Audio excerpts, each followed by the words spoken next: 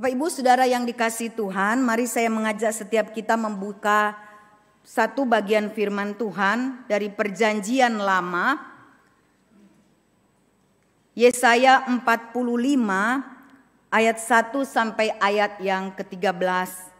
Kita akan merenungkan satu tema, Kores menjadi alat di tangan Tuhan.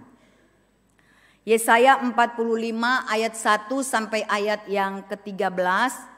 Demikian firman Tuhan. Beginilah firman Tuhan. Inilah firmanku kepada orang yang kuurapi, kepada Kores yang tangan kanannya kupegang, supaya aku menundukkan bangsa-bangsa di depannya dan melucuti raja-raja. Supaya aku membuka pintu-pintu di depannya dan supaya pintu-pintu gerbang tidak tinggal tertutup. Aku sendiri hendak berjalan di depanmu dan hendak meratakan gunung-gunung, hendak memecahkan pintu-pintu tembaga dan hendak mematahkan palang-palang besi.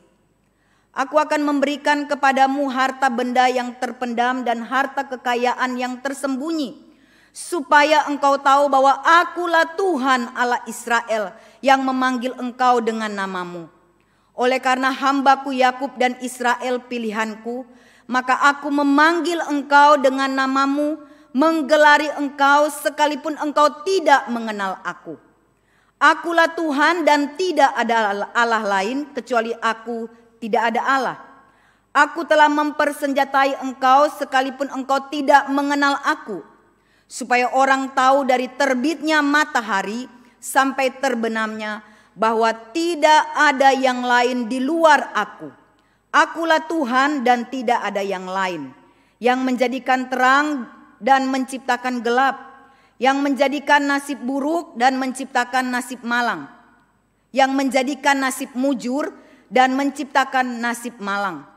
Akulah Tuhan yang membuat semuanya ini.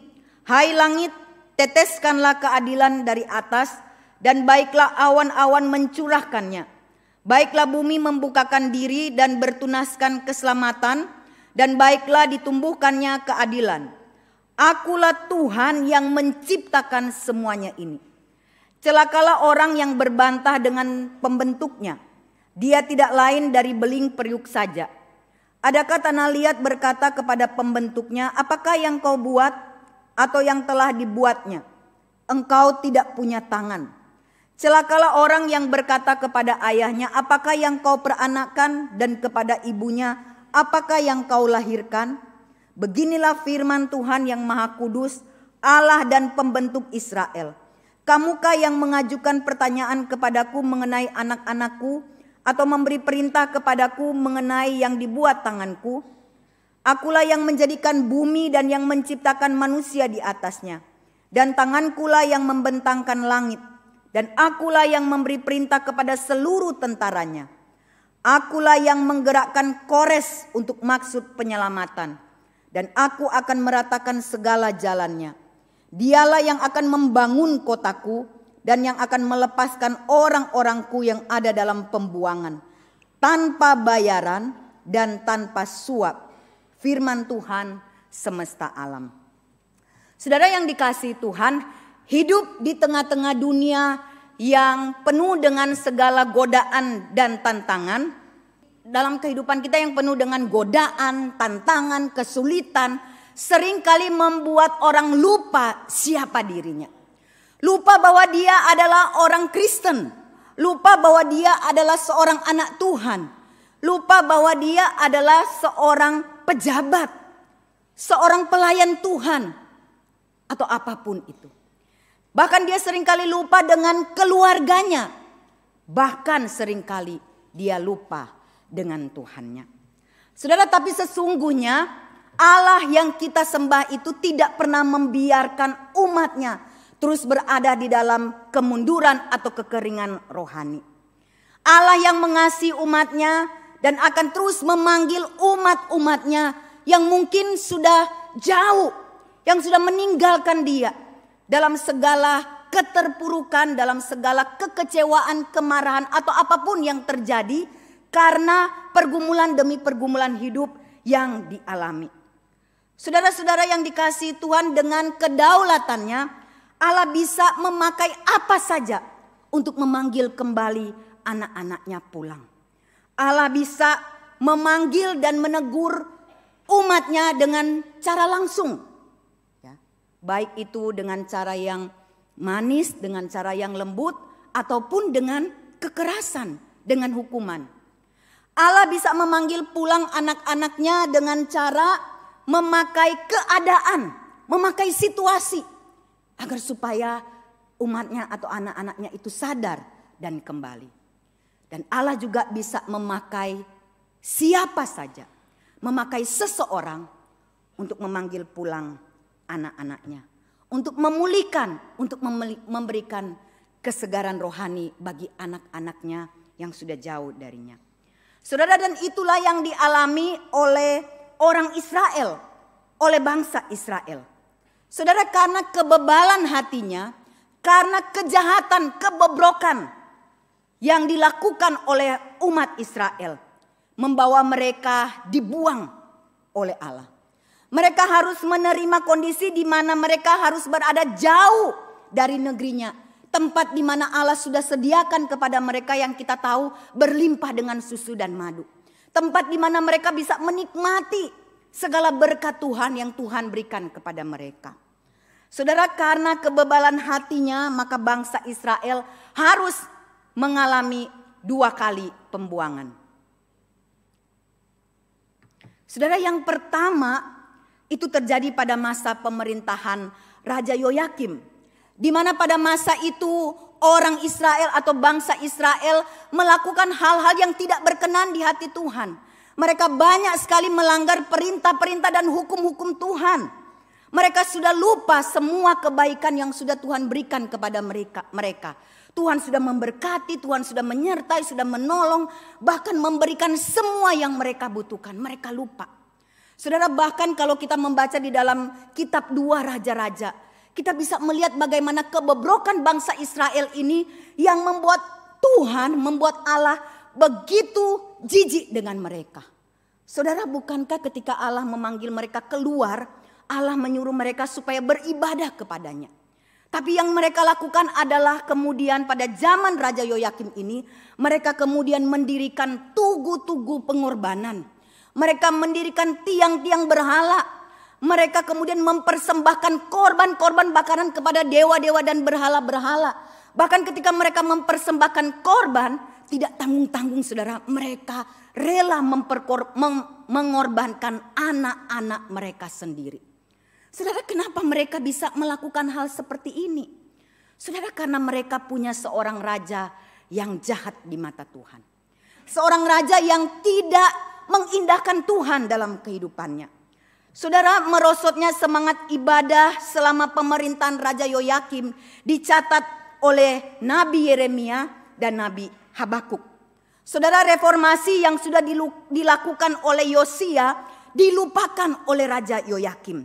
Dia murtad dan kemudian menyembah berhala-berhala dan memberlakukan upacara ibadah Mesir. Bahkan saudara, dia membantai banyak orang-orang yang baik, orang-orang yang mengasihi Tuhan. Dia menyuruh membunuh Nabi Uria karena menentang apa yang dilakukannya. Bahkan saudara, dia juga menentang Nabi Yeremia ketika Nabi Yeremia mengingatkan dia. Dan bahkan dia kemudian menyuruh membakar kitab-kitab gulungan yang merupakan ucapan-ucapan dari Nabi Yeremia. Saudara-saudara yang dikasihi oleh Tuhan, Raja Yoyakim sebagai orang yang dipilih Allah supaya boleh membawa umatnya, membawa bangsa Israel untuk setia kepada Allah, beribadah kepada Allah, justru melakukan hal-hal yang tidak berkenan di hati Tuhan. Saudara yang dikasihi oleh Tuhan, penolakan Raja Yoyakim terhadap firman Tuhan secara sengaja ini menjadi sebuah ilustrasi yang sempurna bagi setiap kita, orang-orang yang percaya dan mendengarkan firman Tuhan ini. Menjadi sebuah peringatan yang baik tentang kebodohan karena ketidaktaatan. Kalau kita berbuat bodoh, padahal kita sudah sering kali mendengarkan firman Tuhan, kita sudah sering kali membaca firman Tuhan, dan kita melanggar apa yang Tuhan mau, saudara, satu waktu Tuhan akan menghukum setiap kita. Bukan hanya mereka pada zaman itu, tapi berlaku kepada kita, orang-orang di zaman ini. Saudara, itulah sebabnya mereka dibuang. Mereka mengalami pembuangan yang pertama dan banyak orang-orang pintar dan orang-orang terpandang, termasuk Daniel dan teman-temannya juga ikut dibuang. Saudara yang dikasihi Tuhan, dan pada akhirnya pemerintahan Raja Yoyakim itu berakhir. Berakhir dengan cara yang sangat tragis. Selain mereka dibuang, kemudian Raja Yoyakim ini juga mati dengan cara yang sangat mengenaskan. Saudara yang dikasihi Tuhan, setelah Raja Yoyakim mati, dia kemudian digantikan oleh anaknya Raja Yoyakin. Dan ternyata apa yang dilakukan oleh ayahnya diteruskan oleh Raja Yoyakin. Dia tidak mengindahkan apa yang menjadi teguran-teguran dari para nabi-nabi yang sudah kembali mengingatkan supaya mereka bertobat dan kembali kepada penyembahan, kepada ibadah yang benar. Kembali berbalik menyembah Allah yang benar. Dan pada akhirnya saudara-saudara, Yerusalem kemudian dikepung. Pemerintahan Raja Yoyakin hanya bertahan 3 bulan 10 hari. Dan kemudian dia dibuang juga bersama-sama dengan keluarganya. Bahkan dengan semua orang yang lebih banyak lagi daripada pembuangan yang pertama. Saudara, kondisi ini cukup menyakitkan dan membuat mereka sangat menderita. Mereka harus hidup sesuai dengan peraturan kerajaan Babel yang menawan mereka. Kita sudah tahu bersama saudara-saudara dalam cerita di Daniel bagaimana mereka di dalam pembuangan. Mereka banyak sekali mengalami kondisi yang tidak menyenangkan. Hidup yang sulit, mereka harus mengikuti aturan-aturan yang disampaikan oleh raja yang memimpin pada waktu itu. Dan lebih daripada itu mereka harus taat kepada bangsa raja yang tidak mengenal Allah. Bahkan saudara-saudara, ada orang-orang yang kemudian karena kesulitan hidupnya begitu sulit, kemudian ada di antara mereka juga yang meninggalkan iman mereka kepada Tuhan. Saudara-saudara yang dikasihi Tuhan, tetapi Tuhan sekali lagi tetap mengingat dan mengasihi mereka.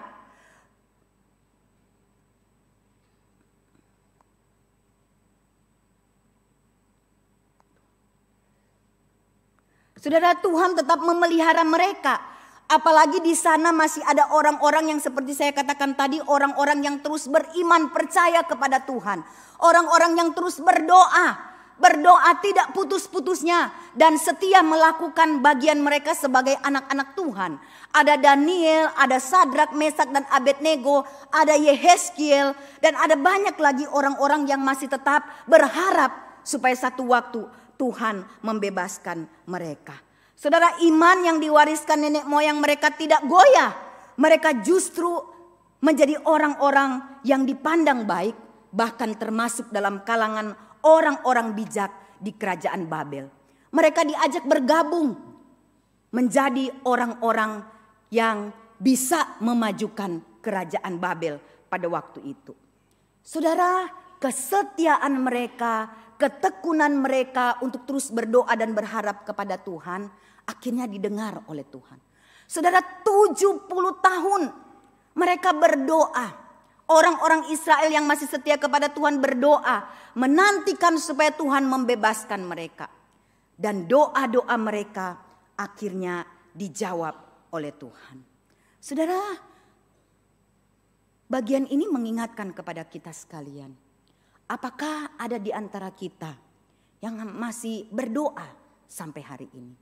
Yang masih terus bergumul di dalam doa dengan semua pergumulan dan masalah yang kita hadapi. Yang terus menerus tidak putus-putusnya berlaku setia kepada Tuhan. Menyembah Dia, beribadah kepada Dia. Saudara, saya ingin mengingatkan kepada kita. Jangan berhenti berdoa. Jangan kecewa berdoa. Hanya karena setahun, 2 tahun, 3 tahun kita berdoa, kita berlaku setia, kita melayani Tuhan. Dan sepertinya Tuhan tidak menjawab doa-doa kita. Saudara, orang-orang yang di dalam pembuangan yang masih setia itu Mereka menantikan jawaban Tuhan selama 70 tahun. Saudara, jangan marah kepada Tuhan. Jangan kecewa kepada Tuhan ketika apa yang kita harapkan tidak sesuai dengan apa yang Tuhan berikan kepada kita. Jangan marah ketika kita sudah berdoa berpuluh-puluh tahun dan Tuhan seakan-akan tidak menjawab doa-doa kita. Jangan berubah setia kita kepada Tuhan.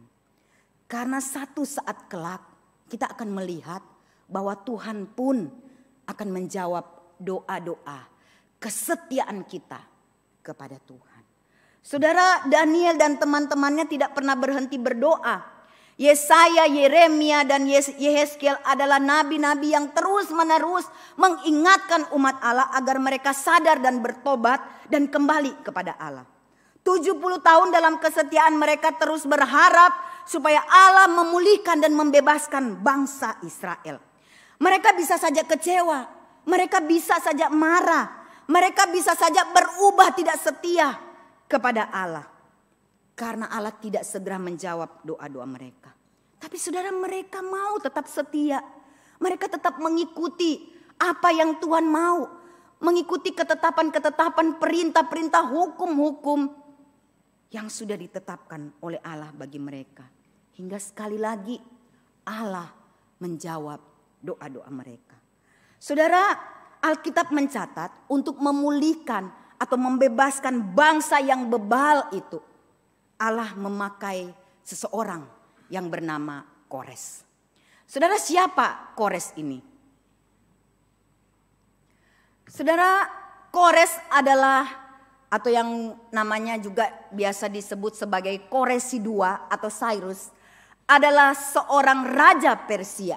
Dia adalah anak dari seorang raja yang bernama Kambises.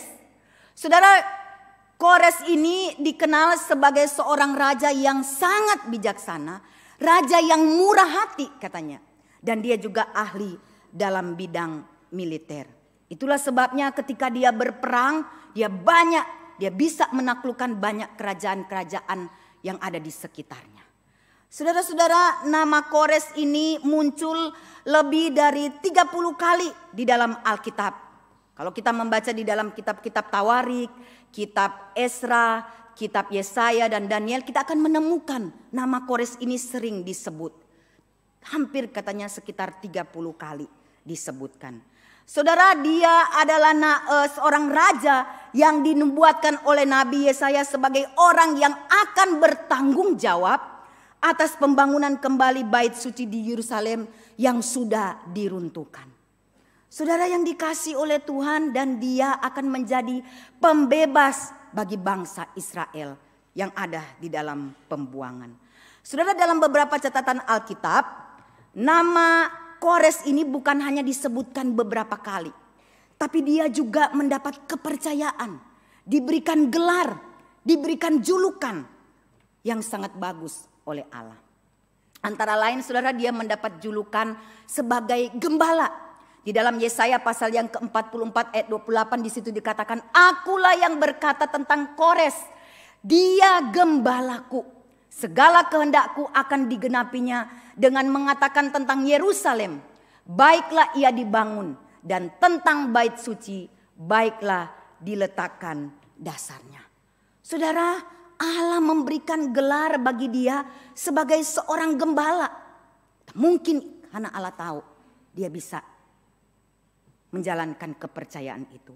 Yang kedua saudara, bukan saja dia diberikan julukan sebagai gembala, dia juga mendapat julukan sebagai orang yang diurapi. Yesaya 45 ayat 1 yang sudah kita baca tadi berkata, beginilah firman Tuhan, inilah firmanku kepada orang yang kuurapi, kepada Kores yang tangan kanannya kupegang, supaya aku menundukkan bangsa-bangsa di depannya dan melucuti raja-raja, supaya aku membuka pintu-pintu di depannya dan supaya pintu-pintu gerbang tidak tinggal tertutup. Saudara, sebagai seorang raja dari negeri lain, Allah berkenan memakai dia dan mengurapi dia. Allah berkenan kepadanya untuk boleh melakukan kehendaknya. Yang ketiga saudara adalah dia mendapat gelar sebagai seorang penyelamat atau pembebas. Yesaya 45 ayat 13. Akulah yang menggerakkan Kores untuk maksud penyelamatan. Dan aku akan meratakan segala jalannya. Dialah yang akan membangun kotaku dan yang akan melepaskan orang-orangku yang ada dalam pembuangan tanpa bayaran dan tanpa suap. Firman Tuhan semesta alam. Saudara-saudara, dia diberikan gelar ini. Yang menarik saudara, Kores ini adalah orang yang tidak mengenal Allah. Dia bukan seorang yang mengenal Allah. Berkali-kali kita membaca di dalam bagian ini. Dia bukan seorang penyembah penyembah Allah yang benar. Dia bukan seorang yang mengenal Allah. Dia bukan seorang yang mengenal Tuhan. Hidup dekat dengan Tuhan, bukan. Tapi dia seorang yang tidak mengenal Allah.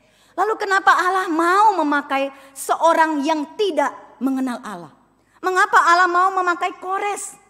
Saudara, salah satu alasan yang dikemukakan oleh beberapa teolog adalah bahwa Kores ini adalah tipe seorang raja yang diplomatis. Dia adalah seorang raja yang terbuka terhadap tradisi budaya dan keimanan dari wilayah-wilayah yang ditaklukkannya. Saudara, hal ini bisa diperkirakan menjadi jalan baginya untuk mengenal Tuhan Allah Israel.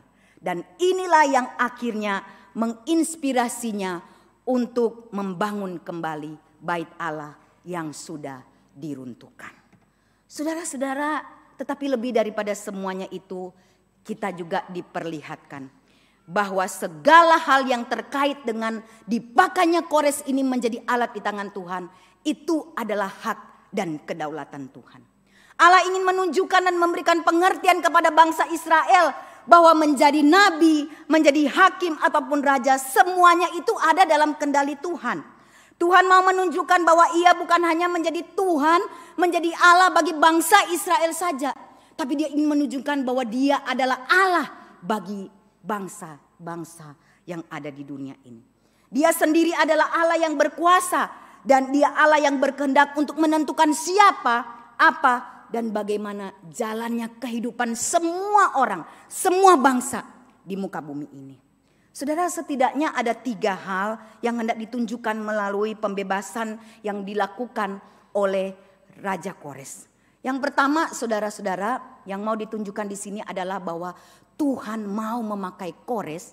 Tuhan mau supaya Kores mengakui kebaikan Tuhan sama seperti Raja Firaun. Mau mengakui Tuhan walaupun tanpa beriman kepadanya. Mengakui bahwa ada Tuhan, ada Allah yang hidup yang disembah oleh orang Israel. Yang kedua, saudara, Tuhan mau menunjukkan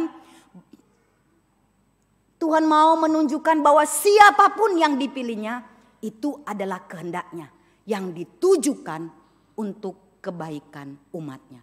Bahkan untuk kebaikan seluruh dunia ini. Tuhan mau menunjukkan itu. Dan yang ketiga adalah bahwa Tuhan hendak menunjukkan melalui Kores bahwa dia adalah Allah yang berkuasa atas dunia dan semesta. Tuhan yang disembah oleh orang Israel. Saudara-saudara, melalui perikop ini mau mengajarkan kepada setiap kita orang-orang yang percaya kepada Tuhan. Bahwa Allah kita adalah Allah pencipta. Allah kita adalah Allah penyelamat. Bahkan Allah kita adalah Allah yang mengendalikan alam semesta ini. Allah yang berkuasa penuh terhadap perjalanan hidup dan mati setiap manusia yang ada di dunia ini. Berulang-ulang kali Allah berkata, saudara, di dalam bagian yang kita baca, kita bisa melihat kalau kita mengingatnya. Berulang-ulang kali Allah berkata, akulah, akulah, akulah Tuhan. Tidak ada yang lain di dalam ayat 5, 6, dan 18. Kalau kita baca selanjutnya. Akulah Tuhan yang membuat atau menciptakan semuanya ini di dalam ayat yang ke-7 dan ke-8. Akulah yang menjadikan bumi, akulah yang memberikan perintah. Akulah yang menggerakkan Kores. Saudara, bagian-bagian ini menunjukkan bahwa Allah ingin mengingatkan kepada semua orang bahwa dia adalah Allah yang berkuasa. Dia adalah Allah yang berdaulat. Dia Allah yang maha kuasa. Dan bahkan saudara-saudara di ayat yang ke-19 di situ dia berkata, tidak pernah aku berkata dengan sembunyi atau di tempat bumi yang gelap. Tidak pernah aku menyuruh keturunan Yakub untuk mencari aku dengan sia-sia. Tuhan selalu berkata benar, selalu memberitakan apa yang lurus. Saudara, Allah seolah-olah ingin mengatakan kepada orang Israel bahwa apa yang dia katakan ini benar. Dia tidak berbohong, dia tidak pernah melakukan kesalahan. Dan ketika dia memanggil umatnya, dia tidak panggil untuk sebuah kesia-siaan. Saudara-saudara, pernyataan-pernyataan ini mau mengingatkan kepada kita bahwa Dia adalah satu-satunya Allah yang berdaulat dan sumber keselamatan. Satu-satunya, tidak ada Allah yang lain. Tidak ada dewa atau kuasa yang lain yang dapat dibandingkan dengan Dia. Dia sanggup melakukan apa saja yang dikehendakinya dan tidak ada seorang pun yang bisa mencegahnya. Saudara-saudara, luar biasa bukan? Allah ingin menunjukkan kepada bangsa Israel yang bebal, yang semakin hari semakin bobrok, yang melakukan apa yang jahat di mata Tuhan, yang meninggalkan segala hal yang pernah, melupakan segala hal yang pernah dilakukan Allah, dan Allah ingin mengingatkan kepada mereka. Saudara, Allah sanggup melakukan apa saja yang dikehendakinya dan tidak ada seorang pun yang bisa mencegahnya. Dia memiliki otoritas penuh untuk memakai siapa saja dalam mewujudkan rancangan dan rencana keselamatannya bagi manusia. Saudara, kita tidak bisa membatasi cara kerja Allah, sebab Dia adalah Allah yang Maha Kuasa. Saudara, demikian dalam kehidupan kita. Bukankah seringkali ketika kita mengharapkan sesuatu, ketika sesuatu terjadi dalam kehidupan kita, masalah atau pergumulan, kita merancangkan sesuatu, kita menginginkan supaya Allah itu membuat sesuatu sesuai dengan harapan kita. Saudara, kita tidak menyadari bahwa Dia adalah Allah yang Maha Kuasa, Allah yang berdaulat. Kita tidak bisa mencegah Dia. Kita tidak bisa membatasi Dia untuk melakukan karyanya kepada kita. Sekalipun mungkin itu kelihatannya tidak mendatangkan kebaikan, mendatangkan sesuatu yang buruk bagi kita. Saudara, itu hak Tuhan, itu hak Dia. Dia Allah yang berdaulat. Dan bukti tentang semua ini adalah ketika Allah menyatakan Dia mengurapi Kores yang dianggap kafir untuk melaksanakan kehendaknya. Dia mengurapi Kores, dia memakai Kores, seorang yang tidak mengenal Allah sama sekali, untuk menjadi alat di tangannya. Saudara, meskipun tidak mengenalnya, namun Allah berkenan memakai Kores untuk maksud penyelamatan bagi umatnya yang saat itu sedang terpuruk. Bagi umatnya yang sedang di dalam pembuangan. Sebuah kenyataan yang sangat mengherankan bukan? Ketika umatnya sendiri telah berpaling daripadanya, Dia sanggup memakai siapa saja yang bersedia untuk menjadi alat di tangan Tuhan. Sekalipun umat Israel sudah jatuh, sekalipun umat Israel sudah meninggalkan Dia, sekalipun mungkin umat Israel merasa bahwa Tuhan sekarang tidak bisa berbuat apa-apa karena mereka sudah meninggalkan Tuhan. Tapi Dia Allah yang Maha Kuasa. Dia bisa memakai siapa saja yang mau dan bersedia untuk menjadi alatnya. Saudara yang dikasihi Tuhan, minggu lalu Pendeta Irwan sudah mengingatkan kepada kita sekalian. Dan hari ini saya pun ingin mengingatkan kepada kita sekali lagi.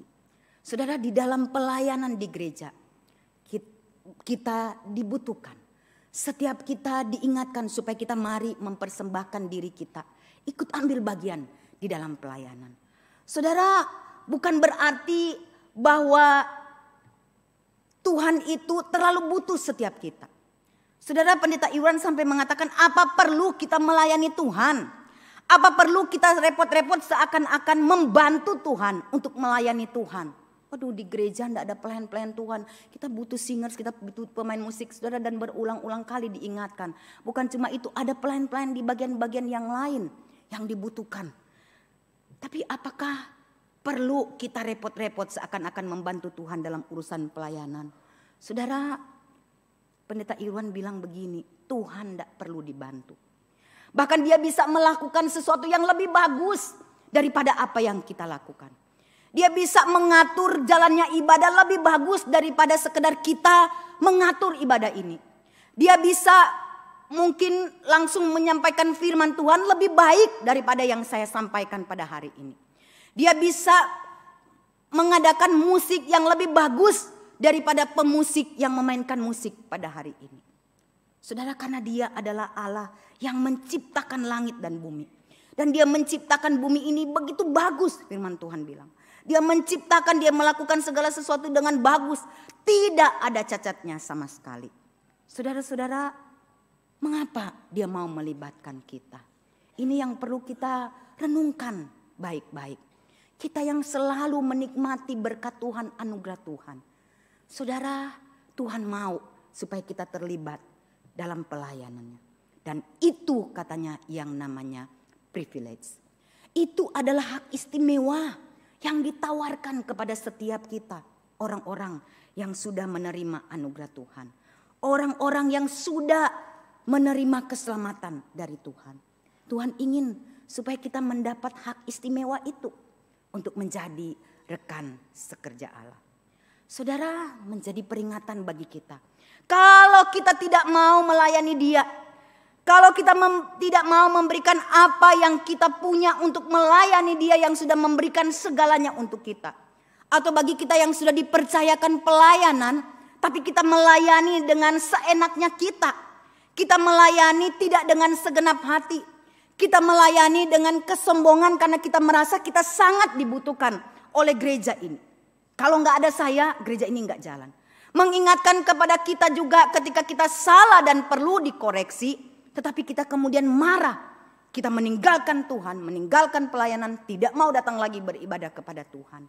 Saudara, ingat, firman Tuhan sudah mengingatkan kita. Dia bisa memakai siapa saja. Bahkan orang yang tidak mengenal sekalipun bisa dipakai untuk menjadi alatnya.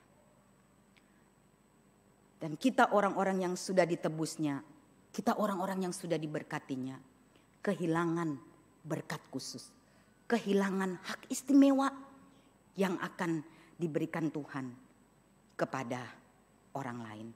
Saudara, Alkitab menjelaskan bahwa Allah mengurapi Kores untuk membuka mata umatnya agar mengetahui siapakah Allah sesungguhnya. Firman Tuhan di dalam ayat yang ke-6 mengatakan, dari terbitnya matahari sampai terbenamnya tidak ada yang lain di luar aku. Saudara, seakan-akan Allah begitu sedih ketika Dia menyampaikan ini. Dia ingin supaya bangsa Israel tahu bahwa tidak ada Allah yang lain yang lebih berkuasa dari Dia. Dewa-dewa, berhala-berhala yang mereka sembah selama ini, yang mereka utamakan selama ini, tidak ada apa-apanya, tidak ada pertolongannya sama sekali bagi mereka, sampai mereka sudah dibuang oleh Allah. Saudara, melalui pertunjukan kedaulatan Allah dan tindakan penyelamatan yang Allah kerjakan, bangsa-bangsa lain di luar Israel menyadari dan mengakui bahwa Allah Israel itu adalah satu-satunya Allah. Saudara, kalau bangsa-bangsa itu bisa mengakui bahwa Allahnya Israel adalah satu-satunya Allah, mengapa orang Israel tidak mau mengakui? Mengapa orang Israel tidak mau berubah setia kembali kepada Allah? Mengapa kita pun umat Tuhan, orang-orang yang sudah percaya kepada Tuhan, tidak mau dengan sungguh-sungguh datang beribadah, setia kepada Tuhan dan melayani Tuhan? Saudara, sampai hari ini Allah masih terus bekerja untuk menyatakan keselamatan bagi semua bangsa. Dan kita semua adalah orang-orang yang sebenarnya ingin dipakai Allah atas rencana penyelamatan Allah yang besar ini. Siapapun kita. Saudara, apakah kita mau menanggapi panggilan pelayanannya itu? Apakah kita juga mau mengevaluasi kehidupan yang Tuhan masih percayakan kepada kita? Kita masih diberikan kekuatan, masih diberikan kesehatan, masih diberikan berkat-berkat yang berlimpah-limpah. Saudara, apakah kita mau mengevaluasi diri kita selama ini? Apakah kita sudah memberikan yang terbaik bagi Tuhan? Jika tidak, saudara, ketahuilah bahwa Allah mampu membangkitkan Kores-Kores di zaman akhir ini untuk menggenapi rencana dan karya keselamatannya bagi dunia ini. Oleh sebab itu, mari kita belajar untuk terus setia kepada Tuhan. Mari kita taat, sebab Tuhan mau memakai kita menjadi alat di tangannya. Dengan apa yang kita punya, bukan apa yang tidak kita punya. Tuhan mau memakai kita menjadi rekan-rekannya, rekan sekerjanya. Dan Tuhan mau memberikan kepada kita hak istimewa untuk bisa melayani Tuhan, untuk bisa menjadi alat di tangan Tuhan. Mungkin itu dalam pelayanan di gereja ini. Mungkin itu membantu orang-orang yang ada di sekitar kita. Membantu dan menolong orang-orang yang susah, orang yang lemah, mendoakan mereka. Dan masih ada banyak lagi hal-hal yang bisa kita lakukan sebagai alat di tangan Tuhan ketika kita mau memberi diri kepada Tuhan. Biarlah Tuhan boleh menolong kita supaya kita menyadari panggilan Tuhan itu bukan hanya kepada satu orang saja, tapi panggilan Tuhan kepada setiap kita yang sudah menerima anugerah